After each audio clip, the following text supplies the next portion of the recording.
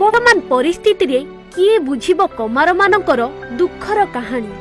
ଆଗ ଭଳି ଆଉ ଶୁଭୁନାହିଁ ହାତୁଡ଼ିର ଟନ୍ ଟନ୍ ଶବ୍ଦ, ଆଉ ଏହି ଶାଳରୁ ଉଠୁନାହିଁ ଧୂଆଁ। ଦିନ ଥିଲା ନିଜ ରକ୍ତକୁ ପାଣି କରି ଗରମ ଲୁହାକୁ ଦେଉଥିଲେ ବିଭିନ୍ନ ରୂପ, କିନ୍ତୁ ବର୍ତ୍ତମାନ ପରିସ୍ଥିତି କିଛି ଅଲଗା। ଆଧୁନିକ ଯୁଗରେ ତାହା ନିରବି ଯାଇଛି କହିଲେ ଚଳେ। ଏପରି ଦୁଃଖଦ ଦୃଶ୍ୟ ଦେଖିବାକୁ ମିଳିଛି ରାୟଗଡ଼ା ଜିଲ୍ଲା ଗୁଣୁପୁର ଅଞ୍ଚଳରେ। କୃଷି ଉପକରଣ ଗଢ଼ିଦେବା ପାଇଁ ଦିନେ ଗାଁ ଗାଁରେ ଥିଲେ କମାର ଓ ସେମାନଙ୍କ ଦ୍ୱାରା ଖୋଲାଯାଇଥିବା ଶାଳ।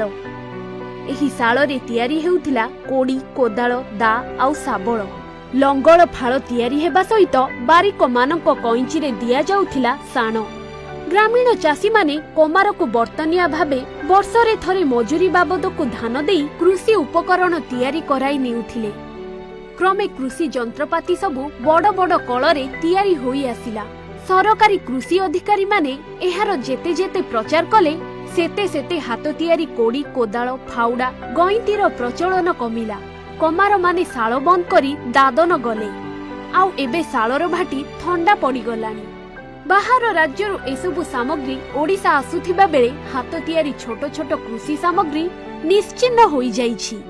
ଯାନ୍ତ୍ରିକ କୃଷିରେ ଛୋଟ ଚାଷୀମାନଙ୍କ ଆବଶ୍ୟକତାକୁ ଦେଖି ଯନ୍ତ୍ରପାତି ତିଆରି କିମ୍ବା ଗବେଷଣା ହୋଇନଥିବା ବେଳେ କ୍ଷୁଦ୍ର ଓ ନାମମାତ୍ର ଚାଷୀମାନେ ଏସବୁ ସାମଗ୍ରୀ ଘରେ ରଖିପାରୁନାହାନ୍ତି, ଯାହାଦ୍ୱାରା ବର୍ତ୍ତମାନ ସମୟରେ କମାର ନିଜର କୌଳିକ ବୃତ୍ତିରୁ ମୁହଁ ଫେରାଇ ନେବାକୁ ବସିଲେଣି। ତେବେ ତୁରନ୍ତ ଏହି କାମ ପ୍ରତି ଧ୍ୟାନ ଦେଲେ ସେମାନଙ୍କ କୌଳିକ ବୃତ୍ତି ବଞ୍ଚି ରହିଥାନ୍ତା ବୋଲି ସାଧାରଣରେ ମତ ପ୍ରକାଶ ପାଇଛି।